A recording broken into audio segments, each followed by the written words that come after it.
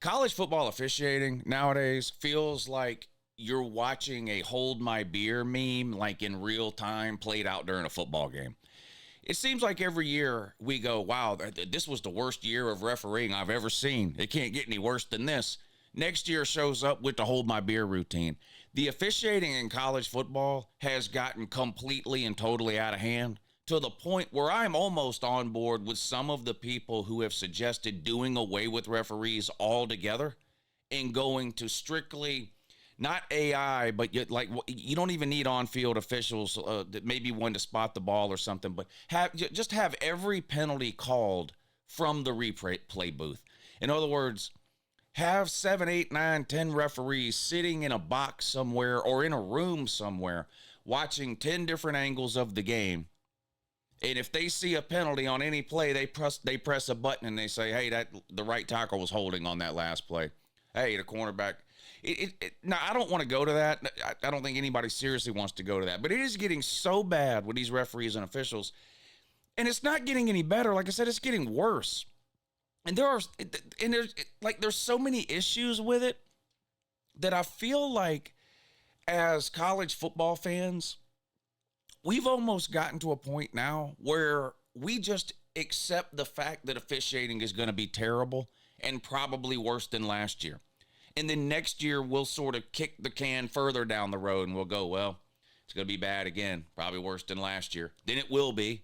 Then we'll kick the can again. Like we keep accepting this. I say accepting. I don't know what it is exactly we're supposed to do about it other than accept it and watch it and complain about it, which we do.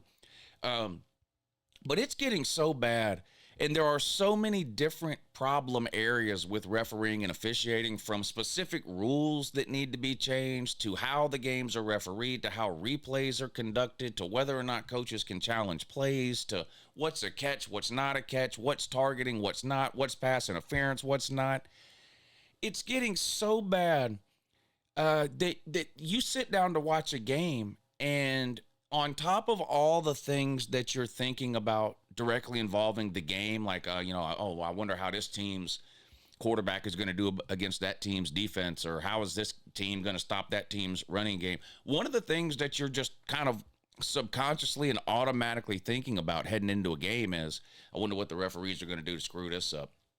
Now, when it comes to officiating and like blown calls, I'll freely admit there's certain things I'm willing to accept. Sort of subjective penalties, pass interference, holding, targeting, but to a lesser degree because you're thrown out of the game. But like, there is a certain margin of error that I'm willing to accept with the subjective nature of some of these calls. I understand that, in a college football game, somebody is probably holding on every play, either some offensive lineman, some defensive lineman, some DB. And every one of those is not going to get called. I'm willing to accept that as a college football fan. I don't think any of us want to sit down and watch a college football game where there's a penalty on every play. Same thing with pass interference. There's going to be some that are called and some aren't. And when it goes against my team, I say, oh, God, I blew another call or whatever, but I've never really been one to like blame one particular blown call for a game or anything, because you have to kind of accept it's sort of like balls and strikes in baseball, right? Different umpires are going to have different versions of a strike zone. Some referees are going to call pass interference maybe more stricter than others, same with holding and things like that. But there are too many things happening in college football now that are not subjective in nature. It's not a judgment call where you're disagreeing with a referee's decision to throw the flag or not. It's like just blatant not understanding of the rules. Like just basic, you don't know the rules of college football, so why the hell are you refereeing these big-time college football games, or any college football game for that matter? Now, there are a million examples, and chances are whatever team you're a fan of, you've got 100 examples in your mind of referees that have cost your team a game or blown a call or tended to call a game one way or the other. That's not even what I'm talking about. I'm talking about the things that happen that are so universal, so egregious, that everyone in the college football world looks down at these things and goes, how does that happen? How is that happening? And we can start with the fact that we don't have full-time officials. Are they bad at their job? Yeah, they're terrible because it's not even their main job. These people are, they're selling homeowners insurance during the week. They're teaching high school history during the week. They're a lawyer during the week. And then they're hopping on a plane on Friday night during the fall, flying to a college campus and refereeing the biggest college football games on the planet. The game's over. We don't know where they go. It's top secret. Where's the referee's locker room? Can't tell you. Like, they're completely off limits. You can't ask them questions. They're not accountable or responsible for any bad or wrong decisions that they make. It's just they referee the game and it's just like, poof, they're gone. We never see these people in real life. Does anybody know a college referee?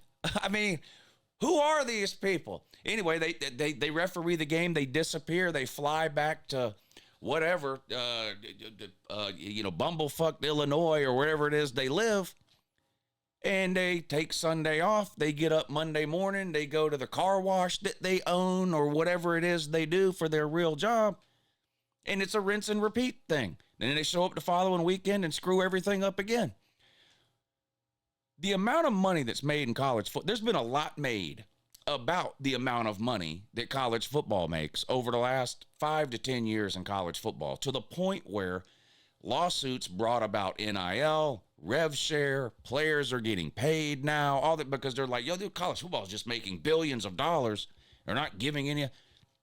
You mean to tell me that we can't find enough money in the college football space to hire full-time officials, to pay them a salary that would enable them to quit whatever job it is they normally do, and they become full-time officials? Well, the season's only 5 months long. That sit in a classroom the other 7 months of the year. Train. How many of these officials are 80 years old? How many are overweight? I'm not fat shaming, but like, there are certain jobs you can't do if you're not physically fit to do it. Like, I'm not fat shaming a referee who's overweight any more than I don't want a referee in a wheelchair. Nothing against people in wheelchairs. If you're in a wheelchair, how are you keeping up with a wide receiver down the sideline to see if he's held or there's pass interference or if he steps out of bounds? So it's just common sense. So why do we not have full-time officials? Now, this has been a theme I've been harping on this channel for 10 years since I started this channel. I don't understand why there's not full-time officials. That's number one. Number two, who do the referees work for? You might be sitting there going, I don't know. Or maybe you do know. You sit down to watch a college football game, right? One of the things the announcers will say at the beginning of the game is, this is an SEC officiating crew, or this is a Big 12 officiating crew, or whatever. This is a Big 10 officiate. Why? Why is this referee crew a Big 10 crew? Why is this crew an SEC? Because that's who hires them. That's who pays them. The SEC pays the SEC officiating crews. The Big 10 pays the Big 10 officiating crews. What happens when the SEC plays the Big 10 or the ACC plays the Big 10 or whatever, Big 12 plays the SEC? I don't know.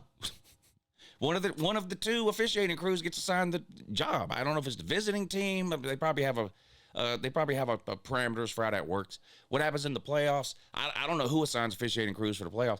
I think my understanding is, let's say it's SEC Big 10. I think you get an ACC crew. But the point is, why are there how many conferences are there now? 10? Whatever there are. 9, 10. Why are there 10 different organizations hiring referees? That's 10 different interview processes. 10 different qualification metrics that these conferences are using to determine, okay, this is someone we'll hire, this isn't. We will hire this person, we won't hire. What are we doing? What are we doing? This goes to a bigger issue that affects a lot of areas of college football, which is nobody's in charge. The closest thing we have to anybody being in charge of college football right now is each of the Power Four conference commissioners. Sankey in the SEC, Petitti in the Big 10, the ACC and the Big 12 commissioners. That's the closest thing we have today to anybody being in charge of college football. And the problem is they're only in charge of their specific conference. And so what do? They look out for their own conference. That's what they're supposed to do. So they're doing what they're supposed to do. But there's nobody saying top down, This is not good for college football. Get rid of it. Here's something going wrong in college football. Let's fix. There's no one doing that. There's nobody whose even job that is. That you could say with the president of the NCAA. The NCAA. A lot of y'all talk about the NCAA like it's some kind of boogeyman organization separate from the universities that's sitting in the back pulling strings. The NCAA is the schools. That's what the NCAA is, the schools that make up the NCAA member institutions. The NCAA is Florida State, Georgia, Michigan, Ohio State, Bama, Oklahoma State, Cal, UCLA, Oregon, Washington, Penn State, Pitt, Virginia Tech, North Carolina, Missouri, Kansas, Oklahoma. That's the NCAA. The NCAA is its member institutions. They then vote and elect people from within those member institutions to be president of the NCAA, whatever, all these job titles that they have within the NCAA. But the NCAA has no control, authority, or say-so over what goes on in college football anymore. None. So they don't even have the ability. But so I know I'm getting off track here. There's two things that there's 100 things that happen in every game that you look at and you go, well, the referees blew that. Again, the judgment calls, I think that should have been holding and they didn't call it. I can live with those kinds of things. I get upset like y'all do when they miss a blatant holding or pass interference or whatever it is. But there's been a couple of things that have happened over the last couple of weeks that are not judgment related. You don't know what your fucking job is related. And that's a much bigger problem than a blown holding call, okay? Let's go to the Auburn-Oklahoma game. Now, Auburn's been complaining about the referees in that game for 2 weeks now. But look, any of us would be doing the same thing. It's not they missed a holding. Now, they're complaining about that too. They missed a pass interference and whatever. But the play that Oklahoma ran where they pretended to run the guy off the sideline, but they didn't, and he stopped on the edge of the sideline, trying to trick Auburn, and did trick Auburn, and then snapped the ball. There was no one covering the guy on the sideline. He runs down the thing. They throw it to him. It was a touchdown. Y'all know the play, right? And at first, everybody was going, oh, Oklahoma's shady and sneaky. They shouldn't have done that. And I still think there's a degree to that that's true. They should have known better than to even try that. But it came out that they actually approached the officials before the game. And by the way, this is something that happens all the time. If a team is going to run some type of trick play, for example. Let me give you an example that happened this past weekend. You remember the play when Alabama-Georgia game, Alabama was down by the goal line, 10-yard line, inside 8-yard line maybe. And they lined up in a really odd formation, and they had an offensive tackle. Was it Caden Proctor? I can't remember which offensive lineman it was split out left behind the line of scrimmage, so he was lined up as an eligible receiver. That's an odd formation. And obviously, if you're Alabama, the plan is line up in that quickly before the defense can even see what you're doing or understand what's going on, and you want to snap the ball quick. Well, put yourself in the referee's shoes in a play like that. You line up in an odd formation like that, the referees are just as confused as Georgia's defense is, right? They're trying to count how many people are on the line of scrimmage, where are the eligible wide receivers, because you have to know, is it ineligible downfield, all that kind of stuff. No amount of training would allow the referees to be able to do that in real time, distinguish that, right? So I guarantee you, somebody at Alabama, a coach, a member of the staff, somebody went to those officials before the game and said, look, we have this play that we might run at some point. This is the formation, and they'll draw it out, and they'll show the referees what it is and all that, and get the okay from the refs. Okay, yeah, that's a legal formation. Okay, if we see that, we know that's what's going on. We won't flag it. I guarantee you that happens. There's nothing wrong with that. It happens in every game, before every game. And apparently Oklahoma went to the referees before the Auburn game and did the same thing about that play running the guy off the field. Well, here's the problem. The referees okayed it. That's at least the story that's out there, that the referees were told by Oklahoma what they wanted to do and went, okay, yeah. Well, that's not okay. That is clearly, that's against SEC officiating. That's against the rules. You are not allowed to intentionally try to trick or fool an opponent in a substitution-related manner. The rule is designed specifically to prevent what Oklahoma did to Auburn. So, did Oklahoma know it was against the rules and were just hoping the referees didn't know? Maybe. And if so, that's shady as hell. Or even worse, maybe Oklahoma didn't even know it was against the rules, but it is. They have meetings about it every Sunday. Like, they should have known that was against the rules. But more importantly than that, the referees should have known. The officiating crew, when they were told that by Oklahoma prior to the game, should have said, well, no, you can't do that. It's going to be a penalty if you do that.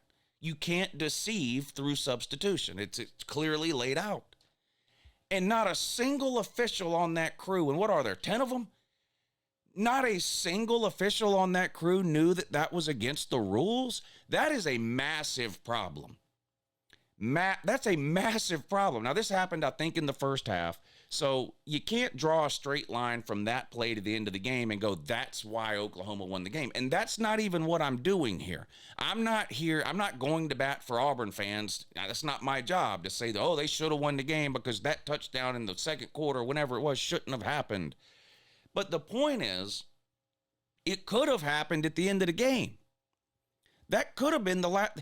That could have. What if that happened in the last minute of the game? Then what? Then what are you going to tell me it didn't matter then? And here's the other thing: you don't know if Oklahoma doesn't score that in the second quarter in that play. The entire game from that point forward is different because the score is different. It's like the theory about going back in time.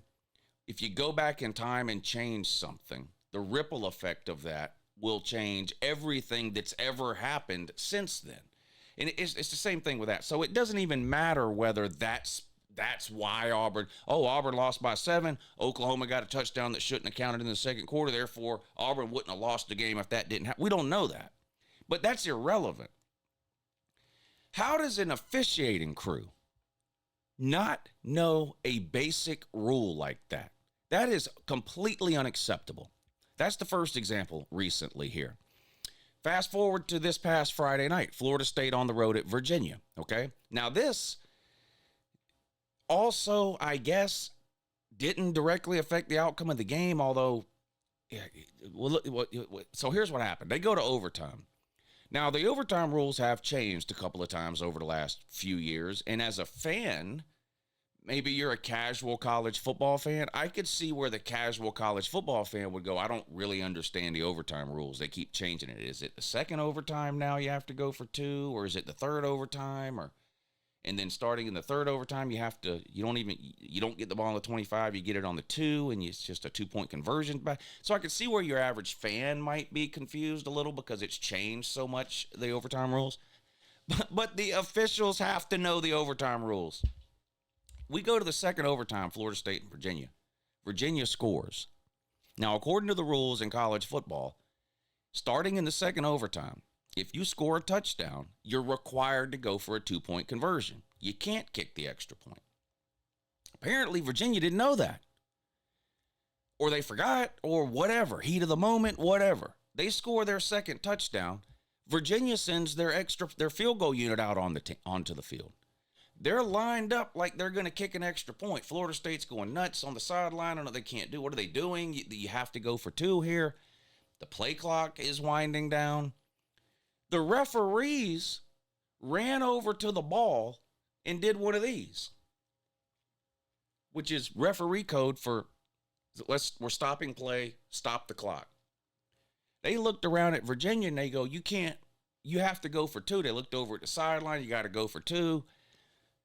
So then Virginia runs their field goal unit off the field, runs their offense back out onto the field, lines up and goes for the 2-point conversion, which they ended up making. But they reset the play clock.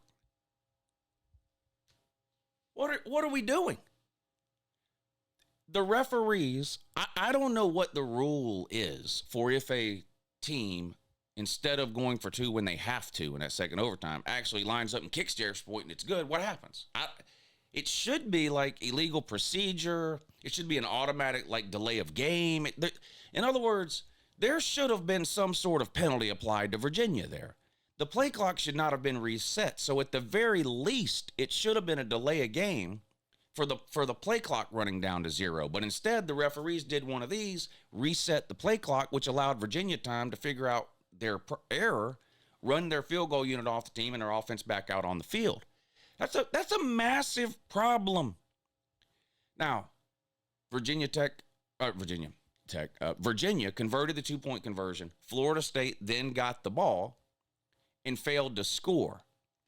So it ended up in that respect not mattering that the referees screwed up that extra point / 2-point conversion, delay a game crap for Virginia. But flip it around for a second. What if they get the ball second and they do it?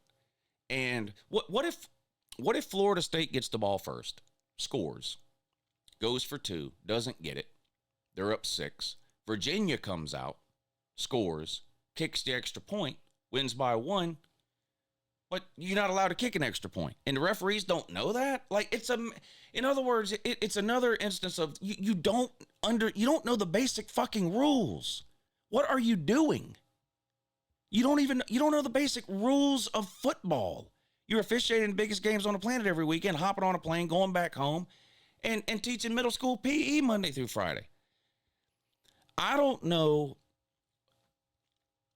The only thing I'm like dead set on that would improve things a little is full-time officiating, taken away from the conferences. I don't care how many college football games there are. There needs to be one group that's hiring officials, and they all work for the same, whether it's the NCAA. Start making the schools pay some sort of money to a fund or whatever we got to do. We need to get away from conferences hiring their own referees, and it's part-time. This needs to be their full-time job. In the offseason, when you're not playing games, then it needs to be film study, going to rules meetings, PT activities,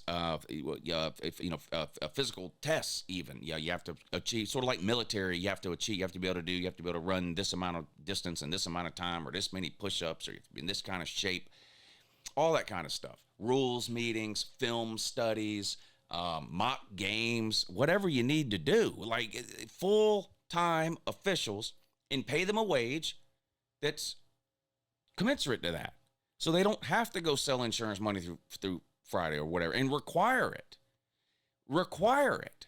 That be their full-time job. Give them a schedule. February through June, you're in a classroom or the gym or film study or whatever it is. This is unacceptable. We need full-time referees that aren't hired by the conferences. That's the only... nothing is going to fix all the problems, but transparency is another thing we need. Referees need to be held accountable. I'm not saying that we need to even necessarily know their names or where they live, because people are crazy. Okay, I get that. If you start publicizing people's names and where they live and all this kind of thing, you're going to have a hard time finding anybody that's willing to referee a college football game for safety concerns. But they should be made available. They should have to answer for obvious mistakes. Blown holding calls, no. A referee should not be forced to stand up after a game and explain why he did or didn't call holding on any given play or pass interference. No, that should not happen.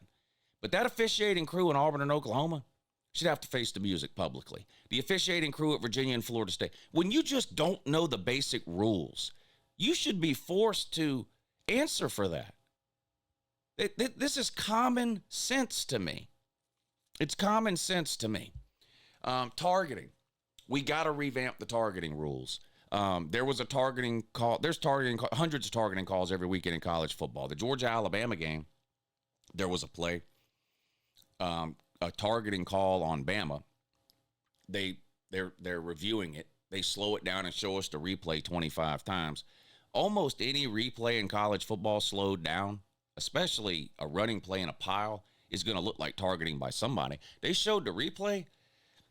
I was like, well, there's one Alabama player coming from this way that's kind of leading with his head a little. There's one coming from this way that kind of makes contact with the runner's head, but like he's in a pile of players.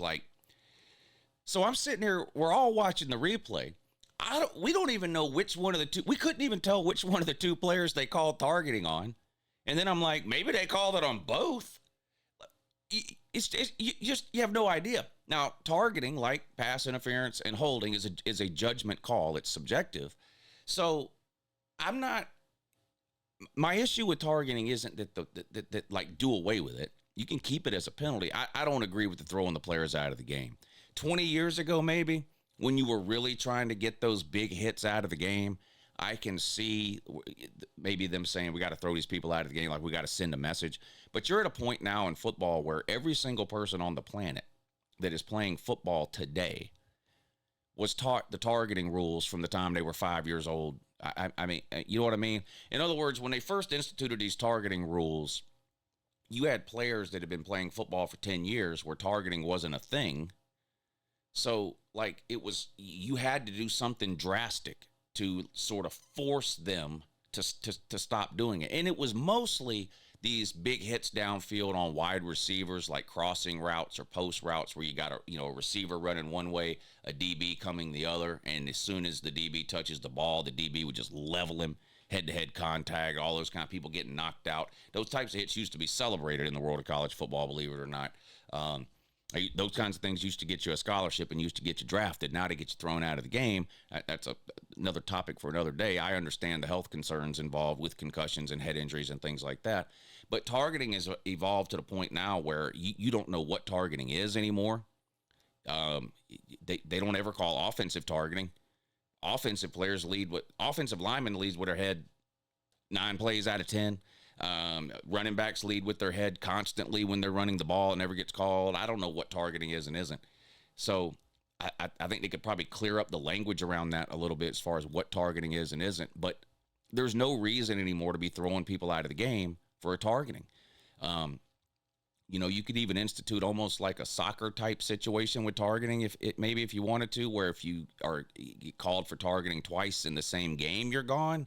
In soccer, they have if you commit an egregious penalty, it's called a yellow card, and if you get 2 yellow cards, you're thrown out of the game. 1 red card and you're thrown out. So like fighting, you throw punches in college football. In soccer, that's equivalent of a red card. You're gone right away. But can we back targeting up to maybe a yellow card situation, if we want to use the soccer analogy, where, or even maybe even do it even if you want to do twice in a season, maybe. But some of these plays are happening so fast and in real time, and we've all seen a million examples of like a receiver who's running and his head is here, right? But then like right before contact is made, or he drops down to catch a low pass, and that makes his head drop down. So where the DB was aiming for his chest, at the last minute, the receiver drops his head. They now have head-to-head contact, and now the DB is out of the game because the wide receiver had to drop his head down to catch the ball. There needs to be some differentiation between like excessive targeting, like where you clearly just tried to take this guy's head off or something, and sort of your just everyday college football stuff where you happen to make contact with the other person's head and accidentally. There are so many issues. It's starting to take away from the game, and that's a problem. When people go into a college football game assuming the referees are going to screw something up, assuming they don't know the rules, assuming they're out of shape, or even worse, when we watch a play and we go, wow, what a great catch, and then they spend 10 minutes reviewing it just to come back and tell us, no, that's not a catch. Then we see the same play the following week, and it is a catch. Some of that stuff, it's gotta get better. It's gotta get better. This is a multi-billion-dollar a year industry, and we treat the officiating like a carnival act. Just go grab somebody out of the stands, whatever, let them officiate the game. Doesn't matter if they're in shape. Doesn't matter if they know the rules. Doesn't matter if they can keep up. There was an issue in the Auburn-Oklahoma game with a pass interference where the referee, whose job it is to run the sideline and keep an eye on the wide receiver and the DB in a pass route, is clearly just watching the play like he's in the stands. He's just standing there. The wide receivers are off over here and the DB are over here doing their thing, and he's just standing around watching the play develop 30 yards back downfield. And there was an obvious pass interference on that play, and he didn't call it, not because he didn't think it was pass interference. He didn't see it because he wasn't even looking. It's a massive problem. It's a massive problem. Have a good morning.